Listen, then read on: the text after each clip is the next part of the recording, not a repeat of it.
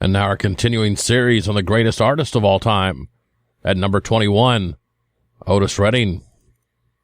In 2004, in the Rolling Stone magazine, Steve Cropper wrote, "The first time we saw Otis Redding was in 1962. He was driving a car for Johnny Jenkins and the Pine Toppers out of Macon, Georgia. They had a moderate hit, an instrumental called Love Twist, and they wanted to record a follow-up in Memphis with my band, Booker T and the MGs. I saw this big guy get out from behind the wheel and go to the back of the truck and start unloading equipment. That was Otis. And we had no idea he was also a singer. In those days, instrumental groups always carried a singer so they could play the songs on the radio that the kids wanted to dance to. We had a few minutes left at the end of the session, and Al Jackson, our drummer, said, 'This guy with Johnny, he wants us to hear him sing.' Booker had already left for the day, so I sat down at the piano, which I play only a little for writing.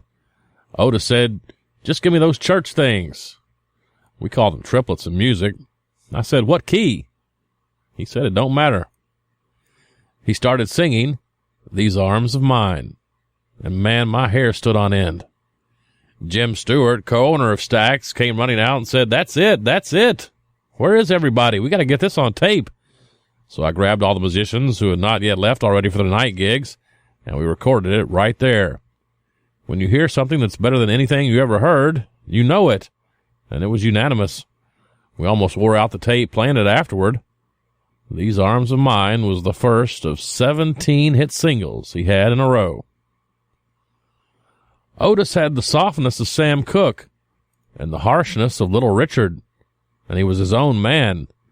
He was also fabulous to be around, always 100% full of energy. So many singers in those days, with all due respect, had just been in the business too long. They were bitter from the way they were treated. But Otis didn't have that. He was probably the most non-prejudiced human being I've ever met. He seemed to be big in every way, physically, in his talent, and in his wisdom about other people. After he died, I was surprised to find out I was the same age he was, because I looked up to him as an older brother. When I wrote with Otis, my job was to help finish the songs. He had so many ideas that I'd just pick one and say, 'Let's do this,' and we'd write all night long. 'I Can't Turn You Loose' was just a riff I'd used on a few songs with the MGs. Otis worked it up with the horns in about 10 minutes as the last thing we did one night in the studio. Just a riff and one verse that he sings over and over. That's all it is. With Otis, it was all about feeling and expression. Most of his songs had just 2 or 3 chord changes, so there wasn't a lot of music there. The dynamics, the energy, the way we attacked it, that's hard to teach. So many things now are computer-generated. They start at one level and they stop at the same level. So there isn't much dynamic, even if there are a lot of different sounds. Steve Cropper concludes, "I miss Otis.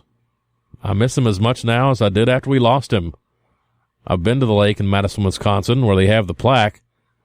The best explanation I've read is that his plane missed the runway on the first approach, and it circled around over the lake when the wings iced up. That was December 10th, 1967. It's been difficult for me to listen to Otis since then. It brings back too many memories. All great, except for the end." Our song for today is that first of 17 hits, "These Arms of Mine." It's our continuing series on the greatest artist of all time. And at number 21, Otis Redding. These arms are mine. They are lonely,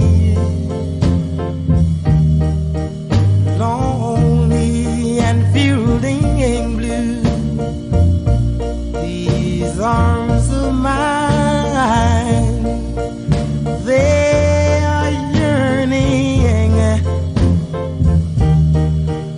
yearning from wanting you. And if you would let them hold you, oh, how great, oh, I will will be. These arms of mine, they are burning, burning from wanting you. These arms of mine, they are wanting to hold you. And if you